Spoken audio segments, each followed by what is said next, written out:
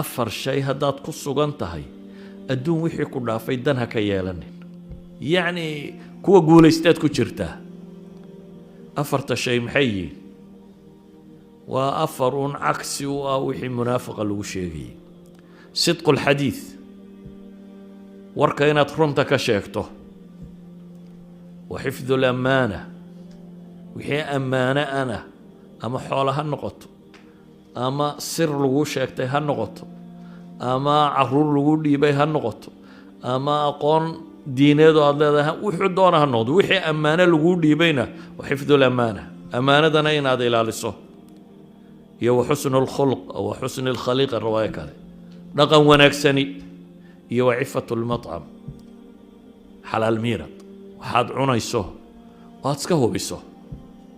waxaad liqayso waad iska hubiso xalaal iyo xaaraan wuxuu yahay سأوجد النبي وحط المامي عليه الصلاة والسلام إن الخازن الأمين قفك حولها اللو ديبه خسنت هيها آمن كأه وكي وحولي النبي عليه الصلاة والسلام وكبحية وحي لفري إساقوان كلا نقصامين هذا هو خسنت جوني إساقو شقاق لكم عليه لكن waxa la yidhi khasnajiga aaminka ah waa ka waxa la faro aan kala reebina si fiican u bixiya isagoo waliba ka raaliya buu nabigu yiri isagoo u dhiibaya cidii la yidhi si hadduu sidaa yeela buu nabigu yidhi alayhi salaatu wasalaam waa axadul mutasaddiqiin buu isna ka mid yahay kuwa wax sadaqadaystay buu ka mid yahay bimujarad amaanada inuu sideedii u gutay kaasheerka u ahaa sidii wax la yidhi u bixiyo qura uu u bixiyey ayuu wuxuu ku yahay buu nabigu leeyahay qof isna wax sadaqadaystay qof isaguna wax sadaqadaystay markaa soo koobo amaanada wuxuu nabigu gaadhsiiyey xataa inay ka baxdo mas'alada wajazaau sayi'atin sayi'atan mithla hadi xumaha haddii qof xuma kuu geysto waxaad xaq u lahayd intii in lag inaad u geysato waxay yidhaahdaan midharhka laga istinooday ee ay qurux badan tahay inaad raacdo waxaa ka mid ah kastoo fuqahadu markay fiqi ahaan u eegayaan hadal la tiltilmaamaan laakiin xadiidkani wuxuu leeyahay addi lamaanata ilaa man i'tamanak walaa takhun man khaanak kii ku khiyaameeyey ha khiyaamaynin buu nabigu leeyahay u fiirso xadiidkan markaasay fuqahadu waxay isweydiiyaan ninkii xoolahaaga dhacay ee aad og tahay xoolo baad u dhiibtay uu kaa dhacay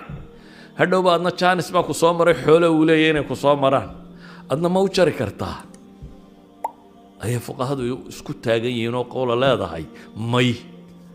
khiyaano qof muslima umay bannaanayn inaad adna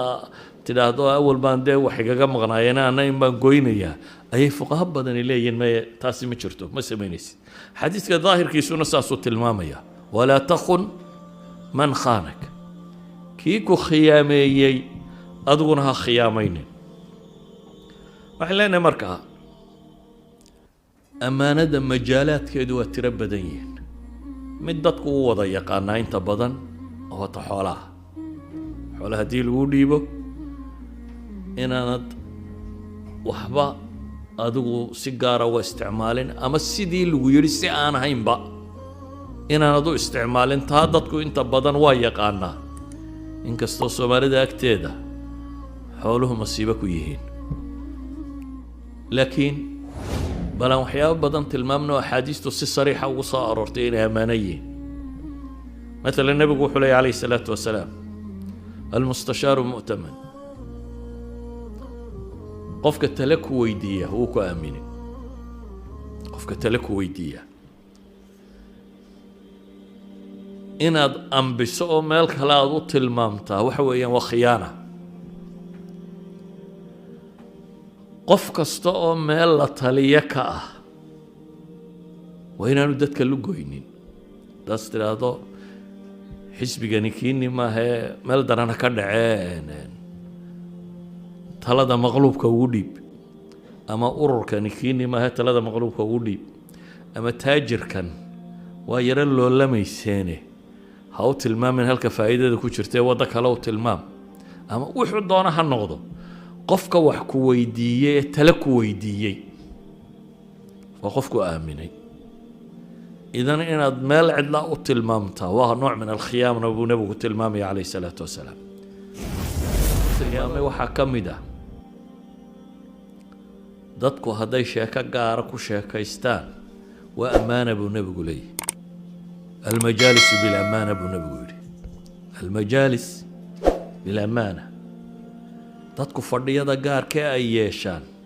وأمانة بل النبي عليه الصلاة والسلام وحديث كسيت المامية نكو مركو وركو كوشاقي هدو هريرا يرأيغو حتى هدانو كورن ورهوي أركا قري سيدا سكوية هي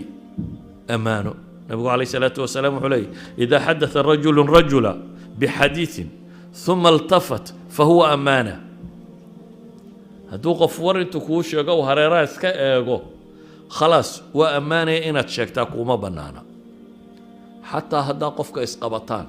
soomaalidu waxay caado ku leedahay marka hore waaba laga yaabaa wuxuu u sheegay inuu hayo laakiin haddii xurgufi dhex marto waxaa laga yaabaa inaad tidhaahdo aadna ku xumeeyo wax kastoo aad ka ogeyd oo qofkan war kaa soo gaadhay amaad ka haysid inaad adna akhrido idan waxaasoo dhammi waa ammaana waxa ammaano ah waxa laaliya wixii shaqo lagu diray ee ama adigu aad iskaa u tidhi anaa qabanaya ama aad bil ajri ku qabatay kay doonaysa ha noqoto mar haddaad mas-uuliyadda qaaday shaqada iyo waxay sir leedoo dhan waa inaad u haysaa u ilaalisaa waxay culammadu yidhaahdaan abibakar markuu zayd ibnu thaabit u dirayey qoraalkii qur-aanka inuu ururiyo muxuu ku yidhi innaka rajulun shaabun caaqil laa natahimuk waxaad tahay nin dhallinyaro oo caqli badan oo aanan tuhumaysan yacni aamina oo xilkaa la saaray sidiisa u gudanaya sida ogeed bay culammadu waxay yidhaahdaan marka horeba haddaad mas-uuliyad hayso dadka aad mas-uuliyadda u qaadanayso soomaalidu waxay ku qaataan qaraabo kiil ama indhagarad ama saaxiib ama wixii la mid ah laakiin waxay culammadu yidhaahdaan waa ammaana walidaalika baa qur-aanka dhowr meelood waxaa ku soo arooray dad shaqo loo dhiibayo